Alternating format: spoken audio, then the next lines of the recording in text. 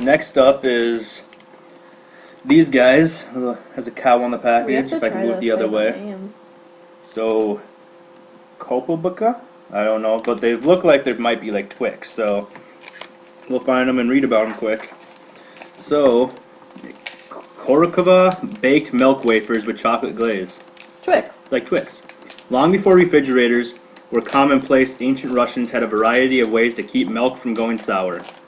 Some Russians would put a frog, specifically a species called the Russian brown frog, into a bucket of milk to prevent it from spoiling. Others would simmer milk in the oven for 8 hours, which fermented the milk and killed off any bad bacteria. While Russians may not have acquired a taste for the frog milk, they did develop a love for this creamy, caramelized, burned milk concoction. To this day, it's a flavor used often in baking, cooking, and these incredible chocolate-covered wafers. So,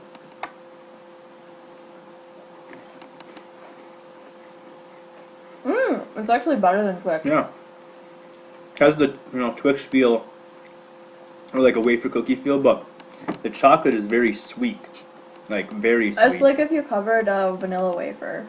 And like It's vanilla. It's vanilla flavoring. That's what it is in the chocolate. It has a vanilla flavor, but this that's is really mine. good. I don't know. I might fight you for that. So This is mine. that's really good.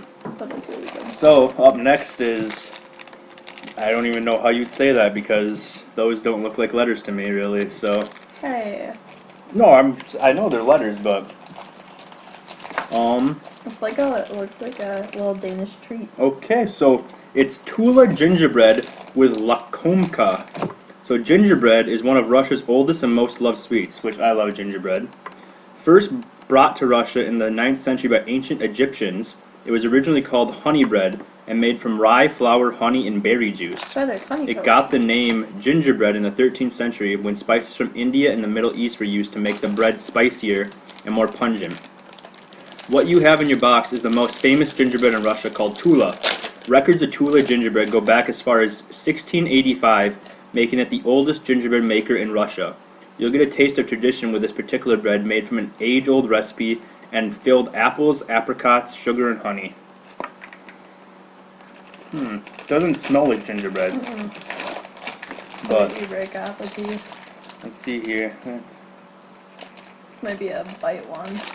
Ooh, it definitely has like that, whatever, the peach and stuff in it, and apples. Apricot. Very dense bread. It's really good though. The bread doesn't have too much of a flavor. It's more of the filling of the apricots and apples, and sugar and honey, but it's good. It's has a sweet filling, and then yeah, like the bread has a slight flavor, but the outside of the bread has kind of like a burnt taste to it, which I usually really like. But it's definitely different. It's not bad though. I like that. it'd be good with coffee. It's like a coffee bread.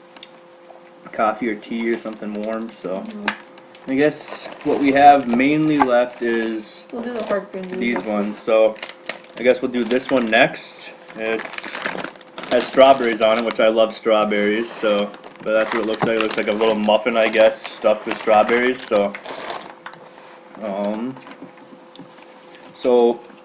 skazonchny strawberry mini sponge cake. Summer may be over, but this treat will give you a few last memories of sweet, simple strawberry shortcake. The light, fluffy sponge cake is the perfect complement to the dense, fresh strawberry filling inside. Summer can't last forever, and we guarantee that this cake won't either. This one is going to be one that we just finished right now. Oh, there's a little muffin thing. It's very small, but I feel like it's going to be amazing, especially since I love strawberries. So. Yes, things come in small packages.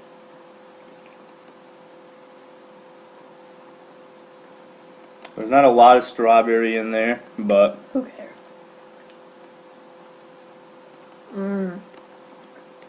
that was amazing.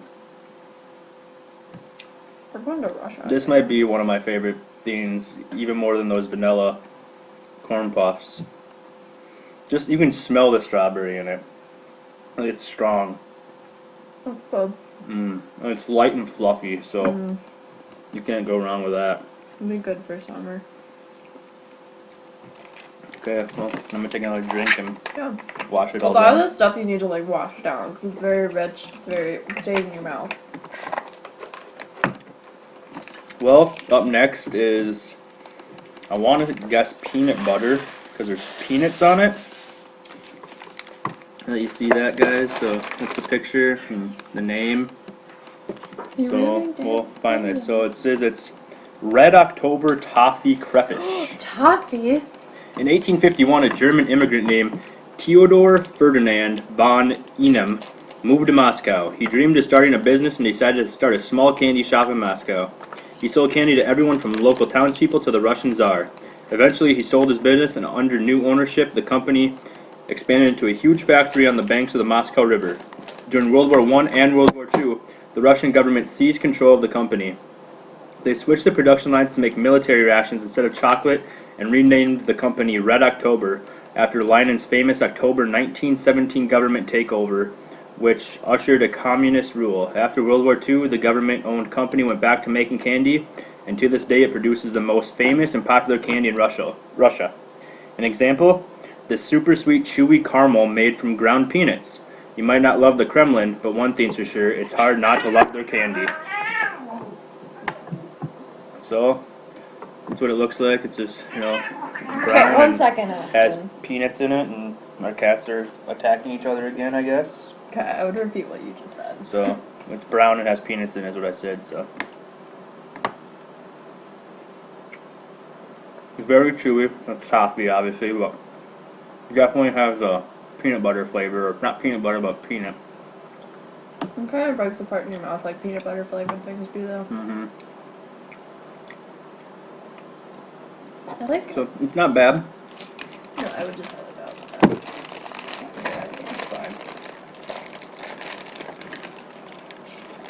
This probably won't pick up on it too much, so.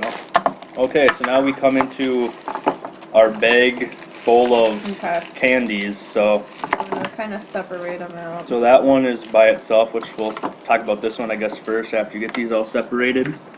So the first one we're going to do has an orange on it, and it comes in a little fancy wrapper there. So this one is orange fruit jelly. Hooray! Today is the day. The day for what, you ask? The day you discover one of the best inventions created by modern mankind. It's a candy orange that looks and tastes exactly like a real orange. Unwrap this beautiful wrapper and you'll find the imposter, just waiting to be peeled.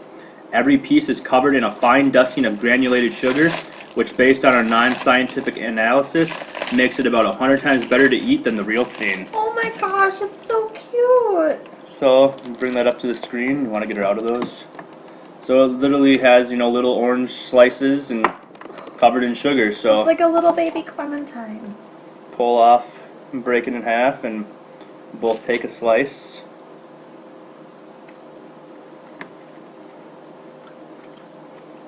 That's good.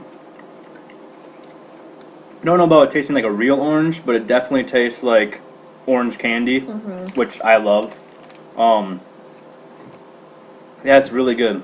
Very, very orange. I couldn't eat the whole thing in one sitting, but I probably could. Probably shouldn't, but I probably could. So, all this is gonna be gone by tonight. yeah, most of this will be gone within the next hour or two after this video, but hey, we're showing you guys some candy from Russia and, salty stuff. Definitely, if you guys like what you've seen so far, order this box next month. They have two sizes. They have a small, which is like $14 or $15 USA as free shipping, and then it's $25, I believe, for the large box, which is what we got. You get lots more treats in it. Definitely worth the money, I think. You get to try stuff from around the world, so. I'm just like, oh, she's got. So, let's see. I guess we go. Those ones are hard. Those ones they're kind of chewy. Those ones can be chewed, and these ones. So I'll do these ones last, I guess. We'll do these ones next. Just So split one. these ones, I want to say, looks like probably apricot. I don't know if you can read that name, What's up with but it's looks like an apricot, and it says Apricot. So I'm guessing it's probably apricot, but we'll find out, I guess. So Mikilo chocolate covered apricot with walnut. So based out of Moscow, the company that makes this chocolate is world renowned for their combinations of fruit and chocolate. You can try dried kiwis with dark chocolate. That sounds good. Limes with white chocolate, that was probably good. Or pears and with almonds and dark chocolate. It's probably good. We chose to go with one of the most unique combinations we could find: chocolate-covered apricots and walnuts. A fresh apricot envelopes a whole walnut, which is then covered in a rich, dark chocolate glaze. With all these flavors go together perfectly right or terribly wrong. It's up to you to find out. So, looks like a little turd, but I guess I'll take a bite and you take a bite. Sure.